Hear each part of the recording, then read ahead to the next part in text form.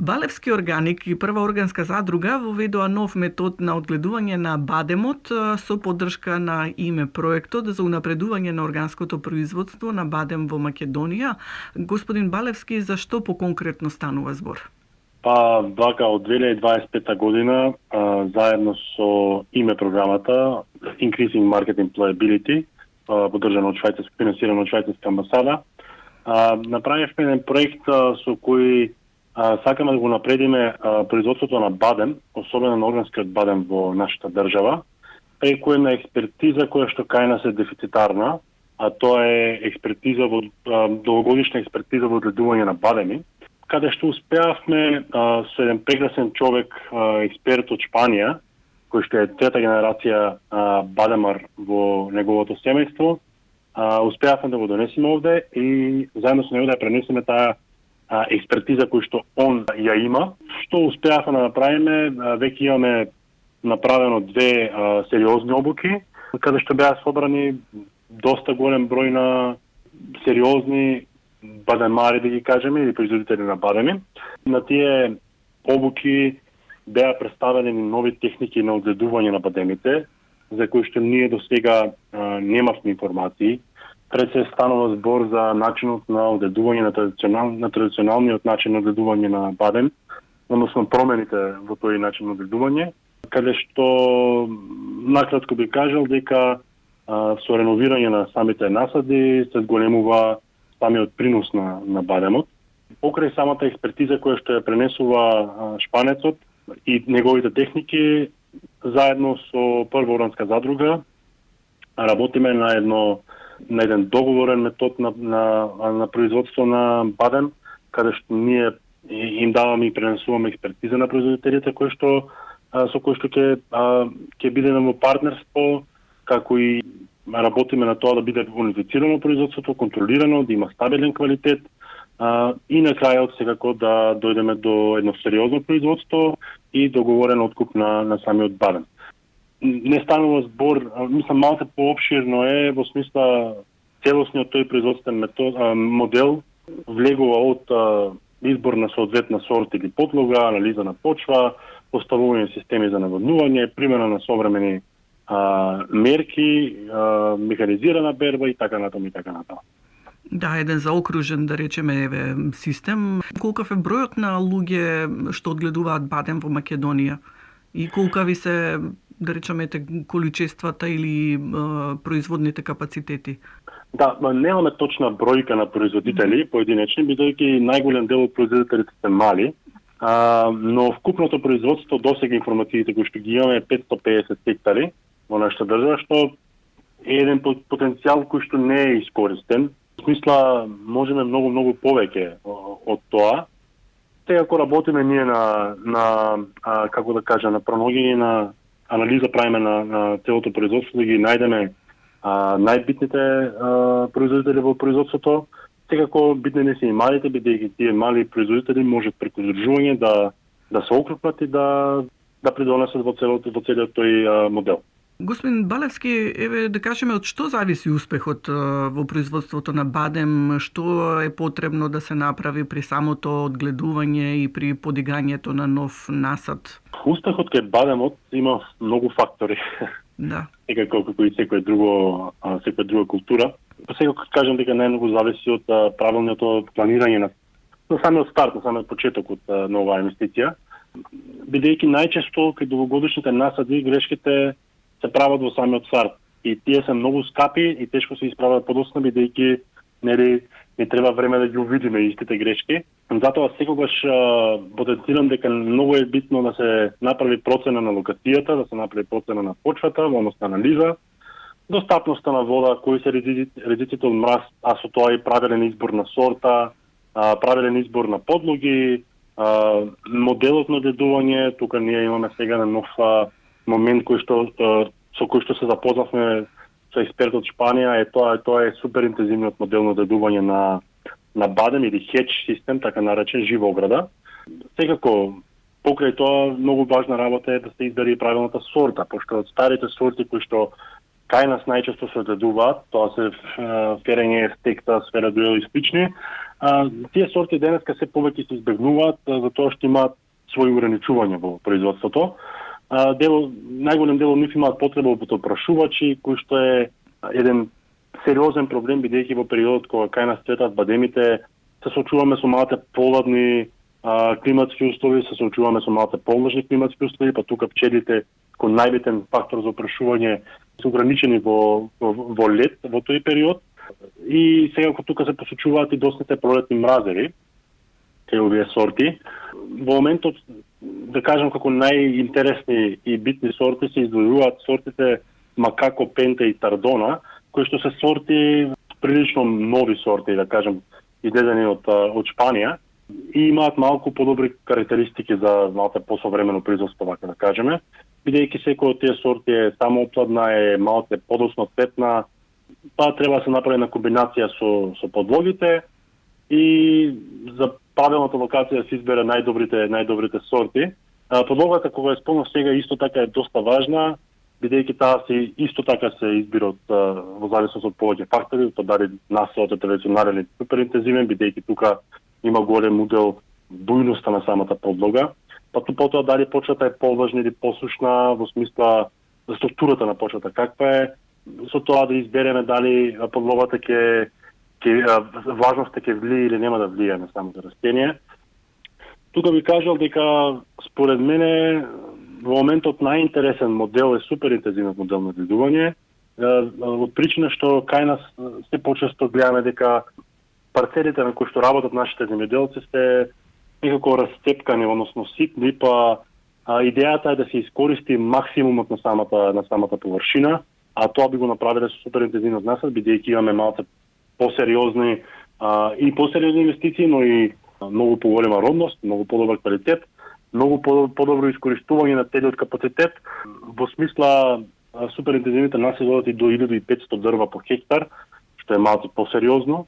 Да, според вашето искуство, убаво кажувате, значи имате и добра препорака, од каде можат да се набават овие, да речам, садници, колку науката е применета, да речам, и во самиот производен процес, за да се одбере она што е најквалитетно, она што е најдобро, што зборува вашето искуство и од каде можат овие садници да се обезбедат? Вака, бидејќи овие садници се малку понови, да ги има кај нас на пазарот, во зависност од тука секој станува збор за квалитет на садникот, многу е тој фактор е многу битен. Сертифициран саден материјал мора да имаме. Тоа е многу битно, бидејќи треба да знаеме како е произведен, каде е произведен. Сега станува збори за инвитро подлоги кои што се малку посериозни зафати. Ние годинава започнавме на соработка со расадници од Шпанија и Турција, кои што се многу сериозни расадници и многу сериозно имаат сериозен опфат за производство на ваков посадочен материјал. И во моментов работиме на тоа да тие садници ги направиме достапни на македонските земјоделци. Исто така работиме и на целосна консултативна услуга према заинтересирани страни, особено ако тие страни се заинтересирани за соработка и со нас понатаму во смисла на и откуп на самото производство. Така да сметам дека секоја заинтересирана страна која што сака да го работи ово, ние сме отворени и достапни за секој за разговор. Да, многу е добро да им кажеме на сите заинтересирани слушатели и оние кои што се заинтересирани да инвестираат во ова производство, дека од почеток до крај, да речам, го следите сиот процес, така што е добро едноставно кога се има од кого да се учи, од кого да се гледа, да се имаат сите овие чекори во производството. Доста сте искусни, ако сте млади, вие долги години веќе работите во овој сектор. Да кажеме дека станува зборете за инвестиција, колку е скапа, бидејќи сепак е ова агробизнис, за кој е обезбеден и пласман, ви имате и договорно производство. Сега, вака, вие спомнавте, јас и мојот брат Кристијан сме втора генерација во нашето семејство кој што работиме земјоделство. а со тоа и втора генерација на бадемари веќе. Ние ги работиме бадемите од некаде 2008 година, кога татко ми го ја започна и оваа инвестиција и идеја за производство на бадемот.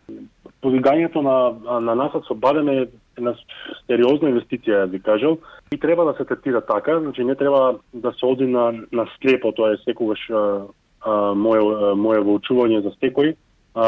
Треба да се инвестицијата по зависност од тоа за каков модел зборуваме, особено ако е супер интензивен модел, да, е малку посериозна инвестиција, бидејќи треба да се вложи во квалитетни саници, треба да се вложи во добра подготовка, системот за наводнување или самото наводнување е клучен фактор, бидејќи знаете има еден момент кој што се спомнува често дека да, бадемот е отпорен на суша. Видете, бадемот е отпорен на суша за да не се исуши. А за да ви произведе е потребно малку посериозна нега, а со тоа е наводнување. Потоа одиме на тоа дека дали ќе одиме со органска сертификација, дали ќе е малку поголем насоп, па ќе се исплати да одиме со сопствена механизација или ќе се исплати со изнемување на механизација, за бидејќи знаете има тука и берба, има и потоа постбербени активности кои што треба да се спроведат. Но секако на овие инвестиции јас ви кажам дека треба да се гледа малку подолгорочно. Бадемот не е култура која што е така да кажам за брза заработка, туку тоа е култура која што треба малку подалеку да се гледа, малку подалеку да се планира. Ако насадот е правилно поставен, ако е секако што треба, ако има добра сорта, ако има добро организирано производство, тогаш може да биде и сериозен агробизнес.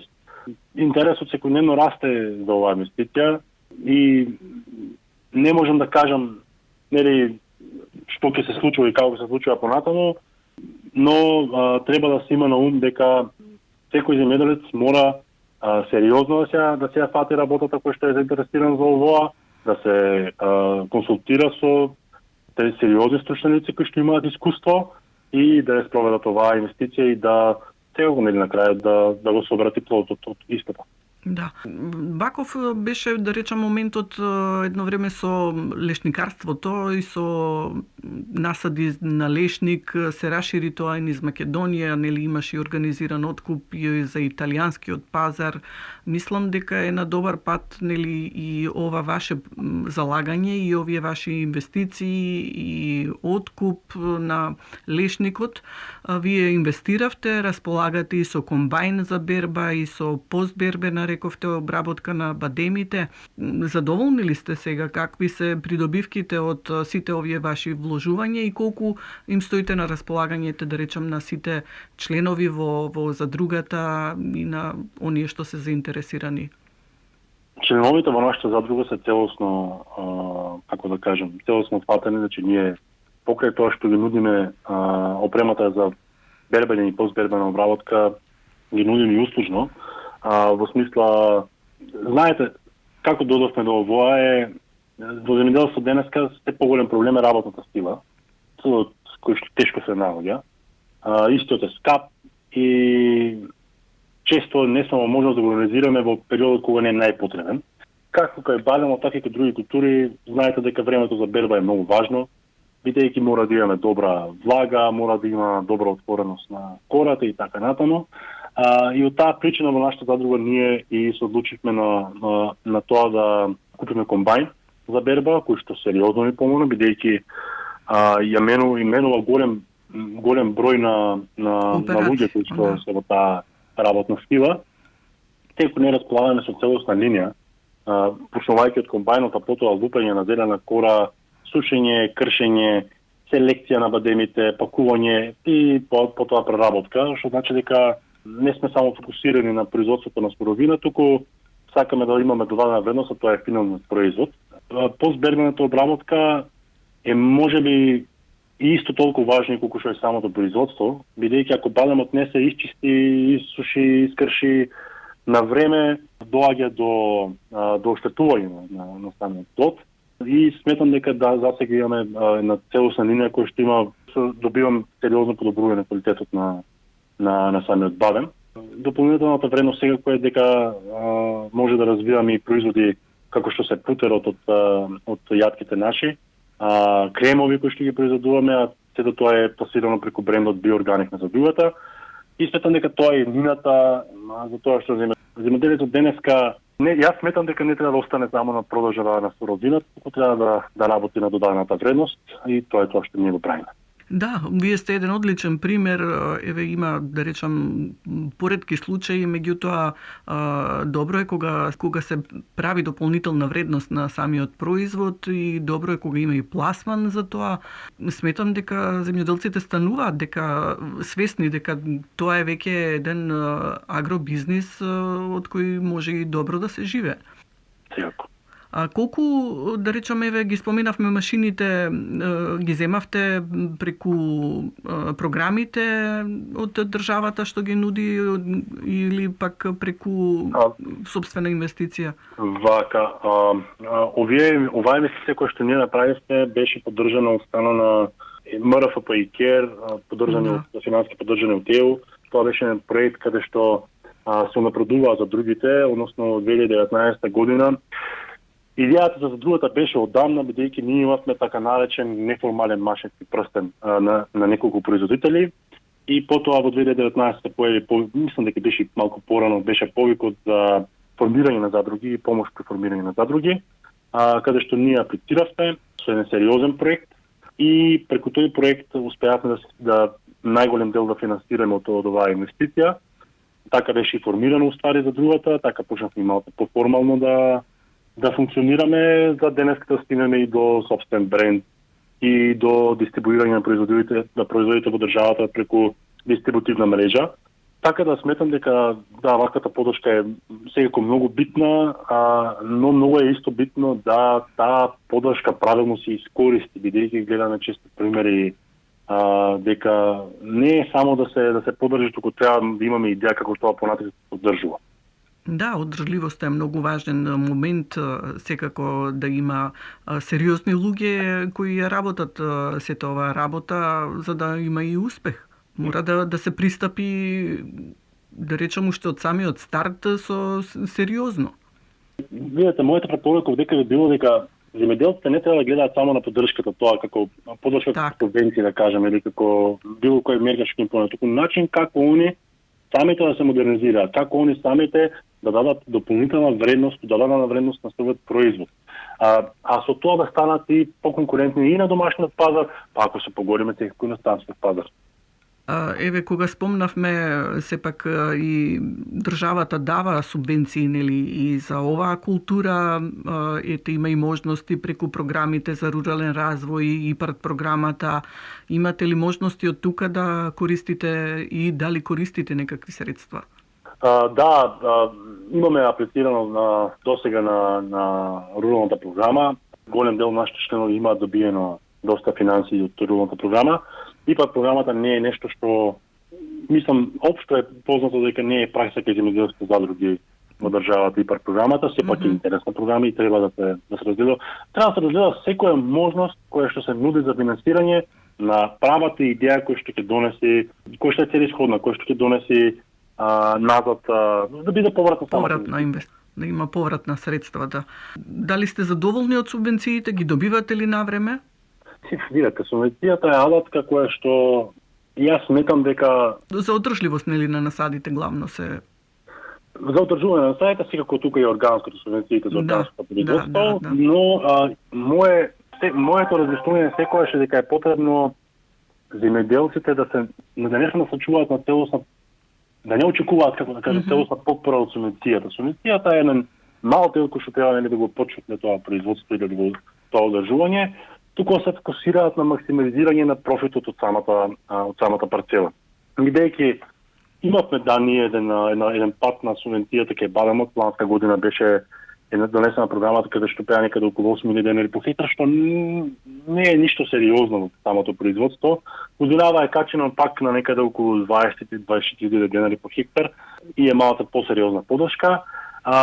Сепак, ако го максимизираме профитот, ако го максимизираме производството на самиот насад, овие субвенции, јас би кажал, би требало да додат, не знам, во некакво покривање на концесија, на кој имаме под наем парцели и така натаму. Не треба да се фокусираме, идејата е да се фокусираме малку повеќе на производството. Добро, освен бадемот, вие како прва органска задруга располагате и со поширока палета, ете и на други овошни видови, што почнавте, ми се чини, со јапонското јаболко на времето, така, бевте препознатливи по тој, да речем, по тоа производство и се уште сте така.